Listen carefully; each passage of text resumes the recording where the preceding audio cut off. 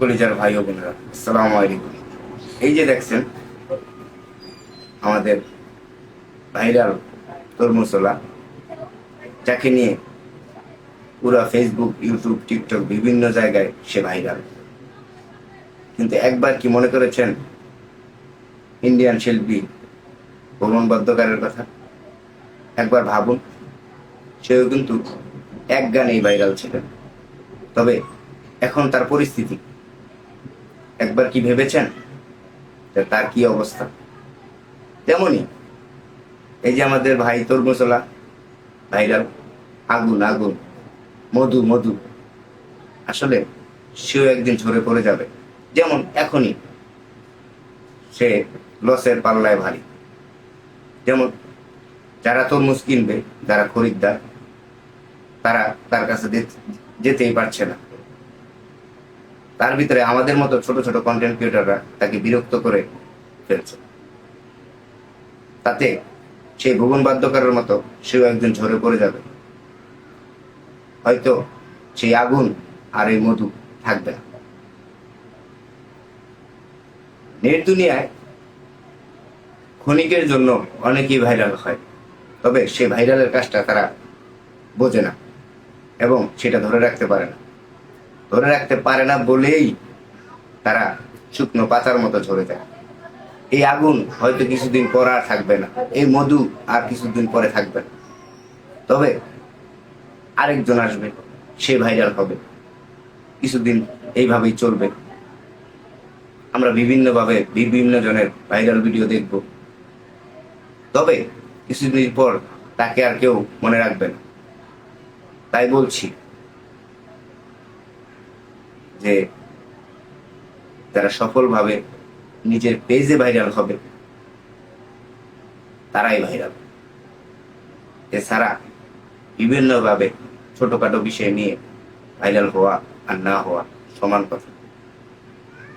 এই তরমুজওয়ালা, এই তরমুজ বিক্রেতা, তার ভাইরাল হয়ে কিন্তু কোনো লাভ নেই, কারণ তার কোনো বেনিফিট নেই, তার নিজস্ব কোনো চ্যানেল নেই। তার ভাইরাল হওয়া আর না হওয়া সমান কথা। কারণ সে যদি তার নিজের পেজে ভাইরাল হতো, তার পেজটা ভাইরাল হতো, তাহলে তার লাভ ছিল। মাঝখান থেকে লাভ কার জানেন? আমার আপনার মতো কিছু কন্টেন্ট ক্রিয়েটর। তাই আমি সেই তরমুজ বিক্রেতা ভাইকে ছোট্ট একটা মেসেজ দিতে চাই। সেটা হচ্ছে, এত আগুন আগুন না করে আগুনের কাজটা করুন। নিজে একটা পেজ খুলুন, সেই পেজে কাজ করুন, তাহলেই আপনার সফলতা পাবেন এবং সেই আগুন আর মধু থেকে যাবে। সারা জীবন চেটে চেটে খেতে পারবেন, ফুরাবে না। পরের পেজে ভাইরাল হওয়া আর না হওয়া সমান কথা।